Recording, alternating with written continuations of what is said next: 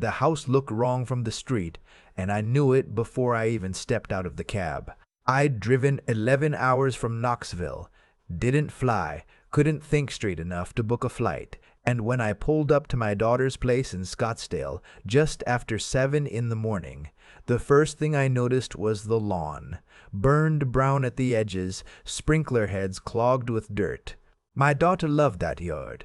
She'd spent 2 weekends laying the sod herself the summer after they moved in, and she'd called me, laughing, sunburned, proud of every square foot of it. Now it looked like nobody had touched it in months. I sat in the cab for a moment, just looking. The blinds were half crooked in the front window. A package sat on the porch, label faded, had to have been there at least a week. My son-in-law's truck wasn't in the driveway, but that didn't mean anything. He worked strange hours. At least, that's what he always said. I paid the driver, grabbed my bag, and walked up to the door. I want to be honest about something. My daughter and I hadn't been close for a while. That's on me partly. After her mother passed 4 years ago, I pulled back from a lot of things, and Ivy was one of them. She had her life, her kids, her husband, her house in Arizona, and I told myself she didn't need me underfoot. What I really meant was that it hurt to be around her and not see her mother in the kitchen, or hear her mother's voice on the phone asking if I'd eaten. Grief makes cowards of men sometimes. So we'd gone a few months without more than a text here and there. I knew she was tired. She'd mentioned headaches, some fatigue, but she always brushed it off. Said it was the heat, said it was the kids wearing her out. Ivy had always been the kind of woman who downplayed everything about herself and overplayed everything about everyone else. I knocked, no answer, knocked again. A woman from next door came around the side gate, 60s, curly silver hair, holding a garden trowel like she'd forgotten it was in her hand. "You here for Ivy?" she said. "Her father?" I said. Something moved across her face, not quite pity, something more careful than that. "Honey," she said, "she's not home. She hasn't been home in going on 3 weeks." My stomach dropped. "Where is she?" "Banner University. The medical center. She's been." She stopped, pressed her lips together. "I've been getting the mail for her, watering what I could. Her husband asked me to before he stopped answering my calls." I didn't wait for more. I called a new cab from the sidewalk, and 20 minutes later I was at the hospital. The woman at the front desk took my name, made a phone call, and then a nurse in blue scrubs came out and walked me to a family consultation room. I've been in enough of those rooms, when Diane was sick, to know that nothing good happens in them. They're too quiet, too beige. The attending physician came in a few minutes later. Young woman, kind eyes, tired in that way that people get when they've been carrying hard news for a long time. She told me my daughter had been admitted 22 days ago. Acute kidney failure triggered by a condition that had been developing for over a year, largely undetected. Ivy had collapsed at the grocery store. A stranger called 911. She'd been in the ICU for the first 9 days, stabilized, but she was still in serious condition, still on dialysis, and they were monitoring her closely. "Why didn't anyone call me?" I said. The doctor paused. "Mr. Calloway, her emergency contact." Another pause. "Your son-in-law was listed as the primary contact. He was the one we notified." I went cold. My name wasn't on the form. Of course it wasn't. Ivy had filled those forms out years ago when she first married him, when she still believed a husband was supposed to be the one who showed up. "Has he been here?" I asked. "Her husband. Has he been visiting?" The doctor was very careful with her answer. She said she couldn't speak to the specific patterns of visitation, but that the nursing staff had made several attempts to reach Mr. Dallas Shelton in the past 10 days and had not received consistent responses. 10 days. They'd been trying to reach him for 10 days. I asked to see my daughter. She was in a room on the 4th floor, smaller than I expected, with a window that looked out onto the hospital parking structure. She was asleep when I walked in, and I almost didn't recognize her. Not because she looked terrible, though she was thin, thinner than I'd ever seen her, but because she looked so still. Ivy had never been still a day in her life. Even as a little girl, she was always moving, always talking, always dragging me somewhere to show me something she'd found. A caterpillar, a library book, a cloud that looked like a horse.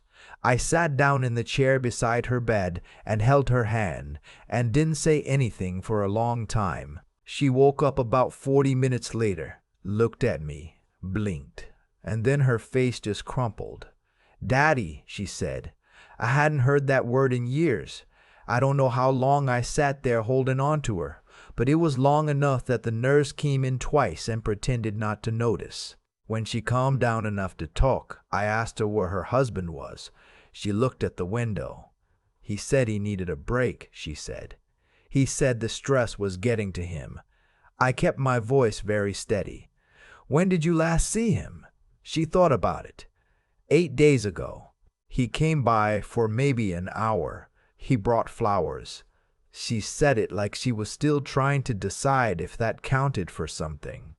"And the kids?" I asked. "Where are they?" "His parents' place, in Tempe. They've been there since I was admitted." Her voice got quieter. I told him it was fine. I didn't want them to see me like this. I asked if she knew where he was now.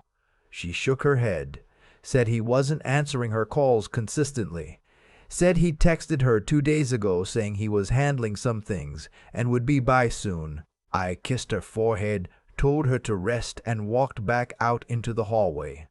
I called my son-in-law's number. He picked up on the third ring, which surprised me. "Hey," I was just about to. "Where are you?" I said. "A beat. I'm handling some stuff. Business thing." "You're in Scottsdale." "I'm at the hospital," I said. "With your wife. Where are you?" Another beat, longer this time. I heard something in the background, music, wind, other voices, something that sounded nothing like a business meeting. I'm in San Diego," he said. "Client thing. I was going to be back by." "What client?" I said. "You don't have clients in San Diego. You're in insurance adjusting." Silence. I'd known something was wrong with this man for years. There was always something slightly off about him, something performative. The way he talked about money he didn't have, the vacations he planned that always fell through, the business ideas that never got past the talking stage. My daughter had always defended him, said I didn't understand him, said I was too hard on him, said he just needed time to find his footing. He was 36 years old. He'd been finding his footing since I'd known him. "I'll be back this weekend," he said. "Tell Ivy I'll call her tonight." I hung up. I went back to the hospital lobby, sat down, and called my old friend George, who'd retired from the Maricopa County Sheriff's Office 2 years ago and now spent most of his time fishing and knowing people. I explained the situation. He made a few calls. By mid-afternoon, I knew where my son-in-law was. He was on a chartered yacht in the San Diego harbor, a 2-day rental. He had 3 friends with him and a credit card that I hadn't known existed, a supplemental card tied to an account that Ivy and I had set up 2 years ago when she was first getting sick and needed a financial cushion. She'd added him as an authorized user so he could handle household expenses if things got difficult. The yacht rental was $3,400 for the 2 days. There were also charges going back 6 weeks, a hotel in Sedona, 2 spa treatments, 4 restaurant charges, over $200, a casino in Laughlin. Total, just under $11,000, all in the 8 weeks since Ivy had been hospitalized. I sat with that number for a while. I'd been a machinist for 31 years. I worked the line at a plant in East Tennessee, and I understood what $11,000 meant in terms of hours and overtime and Saturdays and knuckles that didn't straighten out right anymore in cold weather. My daughter had that account because I'd worked for it. She had it because I'd wanted her to have a safety net, something to catch her if she ever fell. It had not occurred to me when I set that up that the person she might need to be protected from was the man she'd married. I called my bank. The account was in both mine and Ivy's name, with him as an authorized user, which meant I had the authority to remove him immediately. The woman on the phone walked me through the process. I removed his access at 4:37 in the afternoon, Arizona time. I then called the property management company for their house and introduced myself as Ivy's father and the co-owner of the financial account that the mortgage drafted from. I explained the situation. They were sympathetic and professional, and they noted my call. Then I drove out to Tempe to see my grandchildren. They were staying with his parents, a quiet couple, clearly uncomfortable, clearly not sure whose side they were supposed to be on. I didn't push them. I just sat with my grandkids 8 and 5, watched cartoons with them, read a book with the younger one until she fell asleep on my arm. She had Ivy's hair, reddish brown, always tangled. His mother pulled me aside before I left. "He's been having a hard time," she said, in that helpless way that mothers sometimes say things about their sons. Like hard time was an explanation rather than a context. "My daughter is on a dialysis machine," I said. "She's been alone in a hospital room for 3 weeks. She thought her husband was coming back." His mother looked at the floor. "I'm not angry at you," I said, "but you should know what your son is doing with the time he isn't spending with her." I drove back to the hospital that evening. Ivy was awake, watching something on the TV mounted near the ceiling. She looked a little better, more color. She asked where I'd been. "Running errands," I said. She gave me the look she'd been giving me since she was 14, the one that said she didn't entirely believe me, but was too tired to push. "Did you talk to him?" she asked. "Briefly." "Is he coming back?" I sat down. Took a breath. "Ivy," I said, "I need to tell you something, and I need you to hear me out before you say anything." I told her everything. The card charges, the yacht, the hotel in Sedona, all of it. She didn't cry. That was the thing that got me. She didn't cry. She just listened, very quietly, and when I finished, she looked at the window for a long moment, and then she said, "I think I already knew." That was the hardest thing I'd heard in a long time.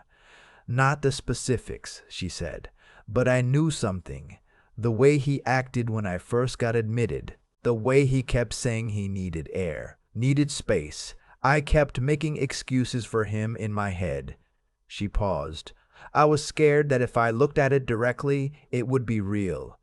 "It's real," I said, "and that's okay. We're going to deal with it." "What did you do?" she said. "With the account, I removed him." She closed her eyes, was quiet for a moment, then, "Okay." "We're going to figure out the house," I said. "The kids." "Everything. But right now, the only thing you have to do is get better." "Dad," she said, "I mean it." "That's it. That's your whole job." She opened her eyes. They were wet, finally. "I should have called you more. I should have called you more," I said. We sat there for a while without talking. It didn't feel uncomfortable the way silences had felt between us for the last few years. It felt like something settling back into place. My son-in-law called at 9:17 that evening. I was in the hospital waiting room, getting a coffee from the machine, when my phone rang. I'd expected anger. What I got instead was something colder, a kind of calculated calm that told me he'd spent the last few hours thinking through his position. "That was my account too," he said. "It was an account with your wife's name and her father's name on it," I said. "You were an authorized user. That's different." "You had no right?" My daughter has been alone in an ICU for 3 weeks, I said, while you charge a yacht in San Diego to her account. Tell me about rights. A long silence. I need that account, he said. And now the calm was cracking a little at the edges. We have bills. The mortgage. The mortgage is being handled, I said, through a different account that you don't have access to.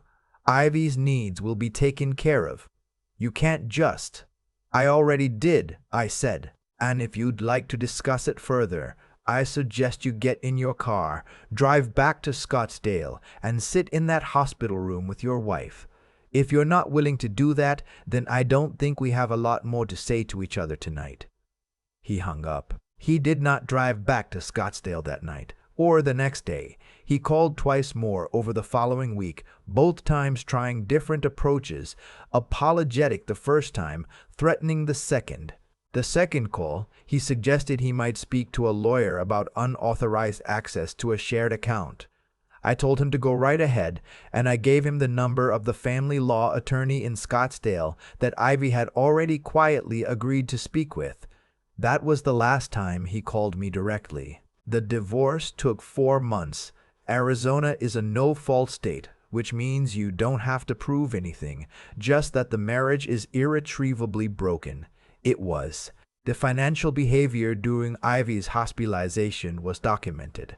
I'd kept every screenshot, every bank statement, and while it wasn't a criminal matter, it was enough to inform the settlement negotiations significantly. He got very little, not nothing, because that's not how these things work, but very little. The house stayed with Ivy because her name and the mortgage history were clean, and his wasn't. The kid's primary residence was established with her.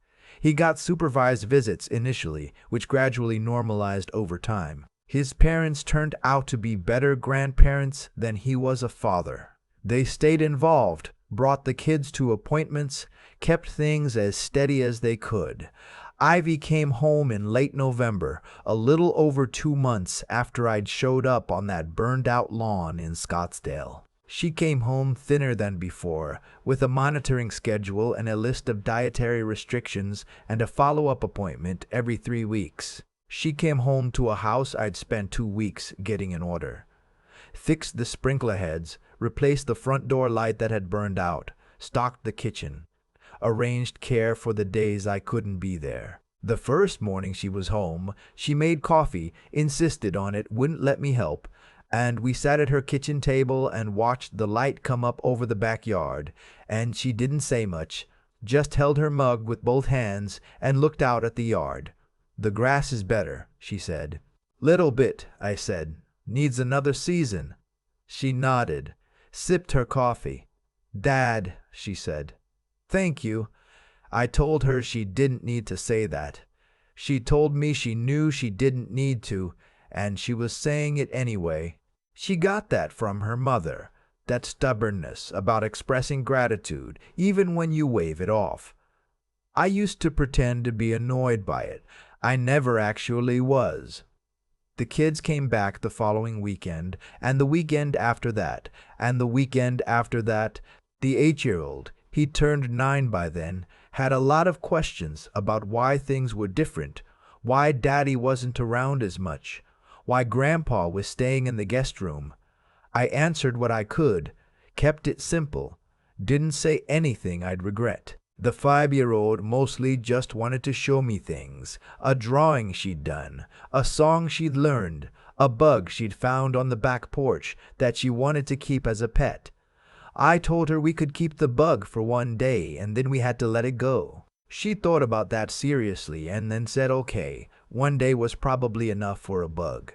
I stayed in Scottsdale through the holidays, went back to Knoxville in January to check on the house, handle some things, and came back in February when Ivy had a rough stretch, a minor setback, nothing dangerous, but she was tired and the kids were a lot, and she needed another set of hands for a few weeks.